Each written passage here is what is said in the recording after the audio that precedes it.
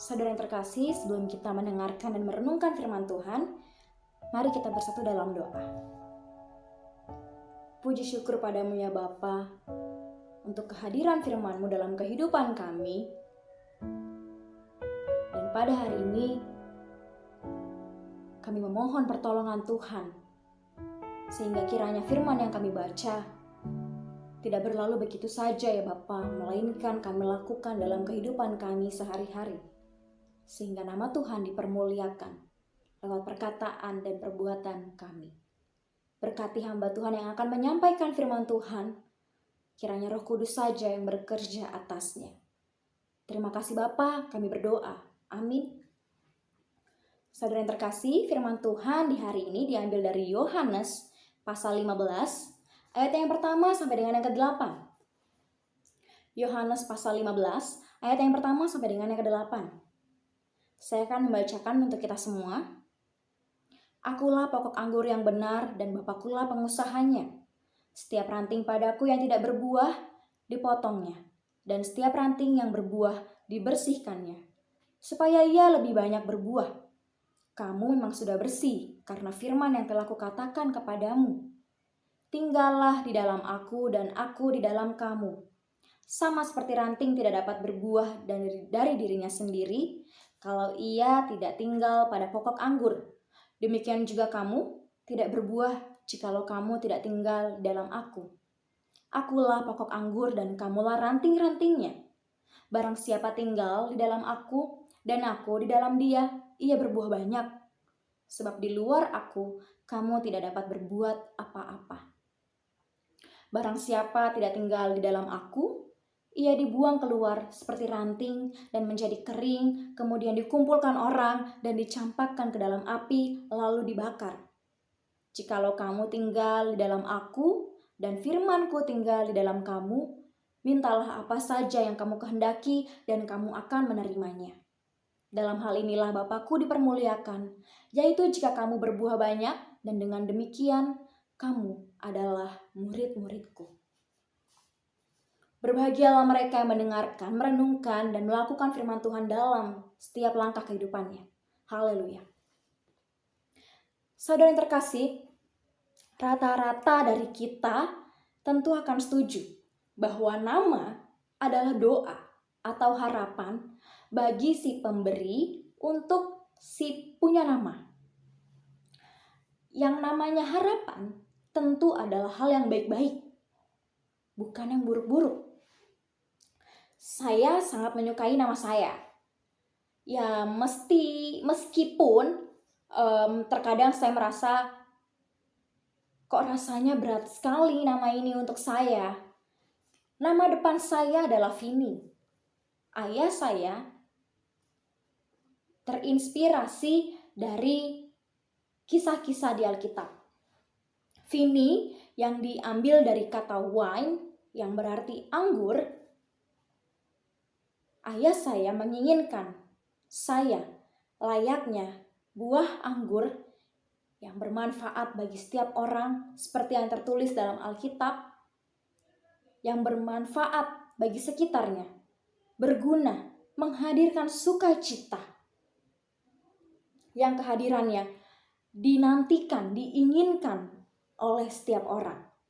Ini yang membuat saya terkadang mikir, apakah saya dapat melakukan hal ini?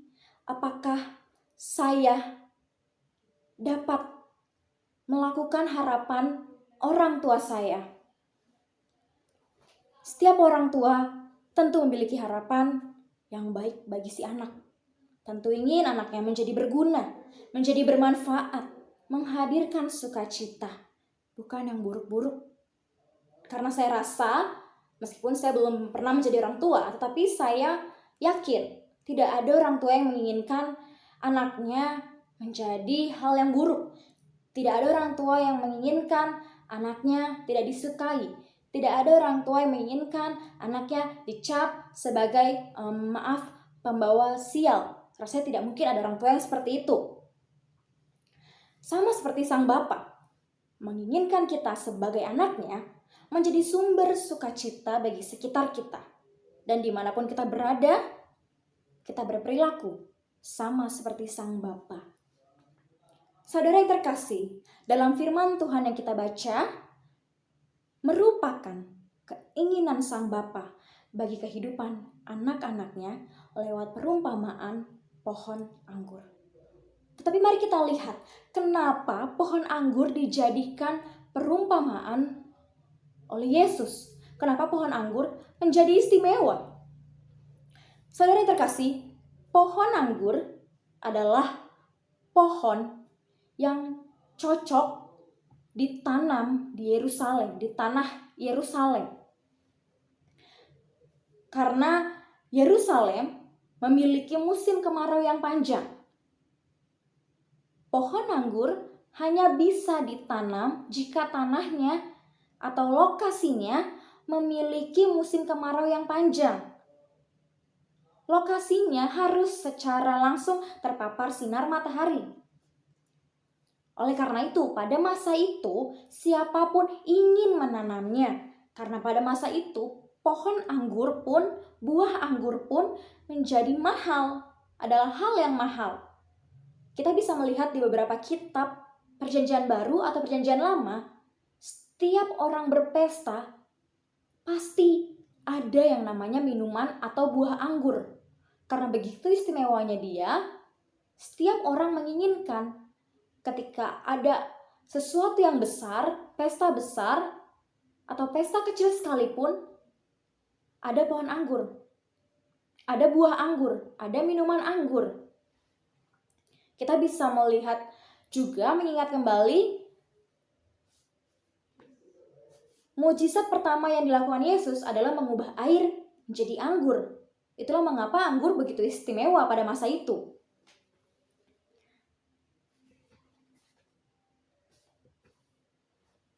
Pohon anggur juga adalah pohon yang begitu rumit. Saking rumitnya, curah hujan, lokasi, dan tanah harus benar-benar sesuai, harus benar-benar diperhitungkan sehingga pohon anggur dapat berbuah dengan baik. Buahnya menjadi manis. Dan saudara yang terkasih, menurut Yohanes, ada 3 hal utama yang perlu kita lakukan jika kita mengaku sebagai anak Allah. Dalam perumpamaan pohon anggur yang baru saja kita baca, Yohanes membaginya menjadi 3 tahap. Yang pertama, dibersihkan. Kita bisa lihat ayatnya yang kedua sampai ketiga. Pohon anggur memiliki perawatan yang cukup rumit. Salah satunya harus rutin dibersihkan dari hama. Begitupun dengan kehidupan kita. Saudara yang terkasih, manusia, diri kita tidak luput dari dosa. Siapapun kita. Agar dapat menghasilkan buah atau menjadi saluran berkat. Terlebih dulu, Yesus mengajak kita mengakui segala dosa-dosa kita. Meminta pengampunan atau pembersihan dari Sang Bapa. Yang kedua adalah tinggal di dalam Dia, tinggal di dalam Bapa. Yohanes menggunakan kata meno dalam bahasa Yunani untuk mengartikan, untuk mengungkapkan kata tinggal. Meno berarti berdiam, tetap hidup atau masih hidup. Hal ini merujuk kepada jangka waktu, berapa lamanya, relasi yang terus-menerus. Tinggal berarti menetap, bukan datang dan pergi. Itu namanya singgah. Tinggal di dalam Dia berarti setia.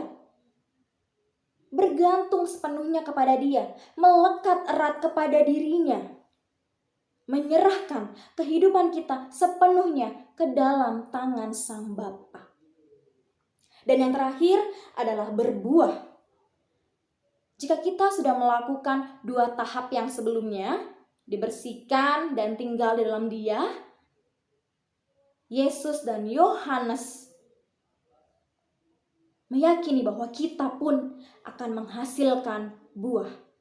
Buah yang manis, buah yang bermanfaat bagi setiap orang, buah yang sangat diinginkan. bukan hanya sekitarnya, tetapi juga bagi Sang Bapa. Saudara yang terkasih, menarik sekali perumpamaan ini adalah sebagai ungkapan perpisahan Yesus kepada murid-muridnya sebelum ia naik ke sorga. Yesus menggambarkan dirinya sebagai pokok anggur yang benar. Dan para murid, juga kita di masa kini, adalah ranting-rantingnya. Ranting melekat erat dengan pokoknya akan mendapatkan asupan makanan dan air yang baik, sehingga ranting dapat bertumbuh dan berbuah dengan baik. Tetapi ranting yang tidak menghasilkan apa-apa adalah ranting yang tidak melekat pada pokoknya. Ranting inilah yang akan kering, tidak berguna, tidak bermanfaat. Begitupun dengan kita. Jika kita melekat dengan Allah, tinggal di dalam Dia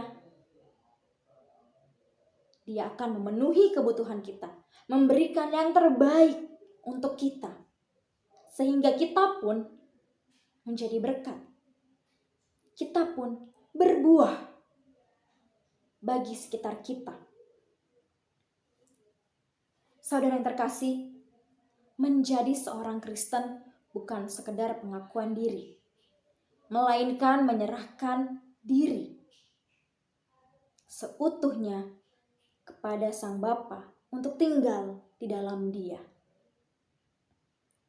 Seperti kita mencicipi buah yang manis, yang akan dipuji tentu pohonnya.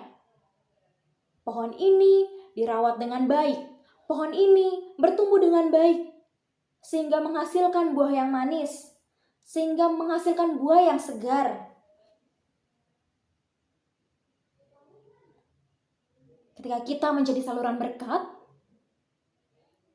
yang dimuliakan hanyalah nama Bapa saja. Pengakuan sebagai anak Allah bukan hanya dari diri kita, tapi juga dari sekitar kita. Sehingga kita pun layak disebut sebagai anak Allah. Amin, kita berdoa. Bapa, kami ingin sekali menjadi ranting yang melekat padamu. Pada Sang pokok anggur, kami ingin sekali tinggal di dalam-Mu. Kami ingin sekali disebut anak Allah oleh sekitar kami. Kami ingin sekali nama-Mu dipermuliakan. Tolong kami ya Bapa, sehingga dalam kehidupan kami tidak melekat pada siapapun atau apapun, tetapi hanya melekat erat kepada diri-Mu ya Bapa. Tolong kami agar kami menjadi anak Allah yang memuliakan nama Allah dalam setiap tingkah laku dan perkataan-Mu. Tolong kami sehingga orang-orang